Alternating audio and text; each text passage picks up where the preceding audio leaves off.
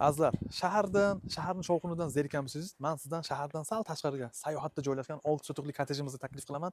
Idealniy remont qilingan, fasadlari полностью boshqatdan o'zlari uchun qurganlar. Oldi ko'chani qarang, kattagina bog'i mavjud. Ko'chalar keng, imoratlar, qo'shnilar juda ham zo'r. Gaz, svet, suvda bu yerda muammo yo'q. Polni obzorni ko'ramiz. Obzorni ko'rishdan oldin bitta laykni bosib qo'yamiz. Bu obyektimizning narxi 6 sotuq, 4 ta xona, 2 ta kuxnya bo'lyapti. 155 ming yana savdosi bor. Kadastr dokument hujjatlarida muammo yo'q. Qani uyni ichida kiramiz. Bismillah. Aka, buni qarang. Katta qilib naves qilib yopganlar o'zlari uchun va hazır bu yerga siz ma'raka qilsangiz ham spokойно 100 ta odamni shu yerga mehmon qilsangiz bo'ladi yoki 3 ta 4 ta moshinchalarni shu yerga terib qo'ysangiz bo'ladi. Mana bu yerda uylarning ichida kirish qismi, mana bu yerda esa kotelniy sistema joylashgan. Полностью xonalarimiz отопление bilan jihozlantirilgan, marhamat. Mana bu yerda arison, bu yerda esa kotel bo'lyapti, kotel bo'lyapti. Keyingi xonaga o'tamiz.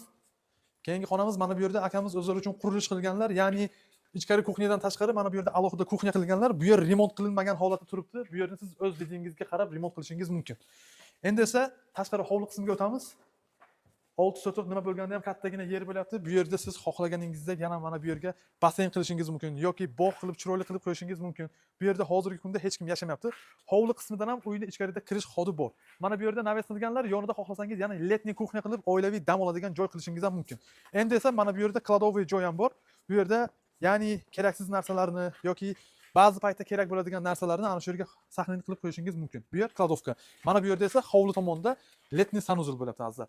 Kimga qiziq bo'lsa, sroshan aloqaga chiqamiz. Endi uyning ichini ko'ramiz. Qani ketdik. Azizlar, ko'rishingiz mumkin, bizlar hovli tomondan uyga kirish qismi, ya'ni uyning ichida kirganda bu yerda 4 ta xona bo'lyapti.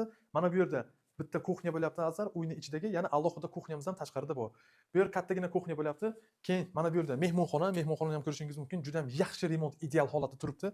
Akamiz o'zlari uchun remont qilganlar, lekin yashaganlar emas, shunday ideal holatda turibdi. Bu yerda konditsioner ham bor, chiroyli gilamlar, televizor, hammasi ideal holatda, Wi-Fi'lar ham mavjud. Keyingi xonaga o'tamiz. Mana bu yer kottejimizning umumiy sanuzuli, ichkaridagi sanuzul bo'lyapti. Keyin esa mana bu yerda 3 ta razdelniy xonalar bo'lyapti. Ikkita детский va yana bitta родительский spalni. Marhamat, ko'rishingiz mumkin. Alohida deraza, отоплениялар hammasi bor.